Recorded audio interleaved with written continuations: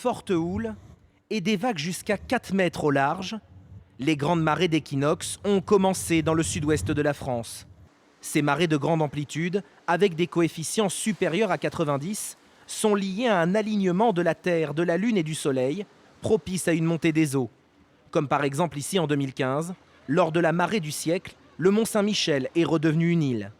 Être pris dans ces eaux peut s'avérer dangereux. De la Vendée au Pays basque, à cet endroit-là, on a des risques de débordement. À des endroits en plus où les gens vont se dire: «Il n'y a pas de raison que ça déborde parce qu'il n'a pas plu tant que ça et que c'est pas tout à fait, habituel». Les gens, ils se disent: «Moi, je connais le terrain, j'ai l'habitude de me promener ici, il n'y a pas de raison que ça déborde». Il faut vraiment avoir conscience que là, on a des conditions, qui sont particulières. Les grandes marées font également craindre un débordement des cours d'eau, comme hier sur le littoral méditerranéen. À chaque fois que vous avez une petite rivière, qui se jette dans la mer, dans l'océan ou, qui est affluent, à la confluence ou l'affluence d'un fleuve, bah, là, si vous avez une grosse marée, forcément, il y a un volume d'eau très élevé qui pénètre dans les terres et donc on peut avoir des débordements de cours d'eau, mais même à l'intérieur des terres. Avant toute sortie en mer ou sur le littoral, il est conseillé de bien surveiller la météo et les coefficients de marée et de ne pas sortir seul.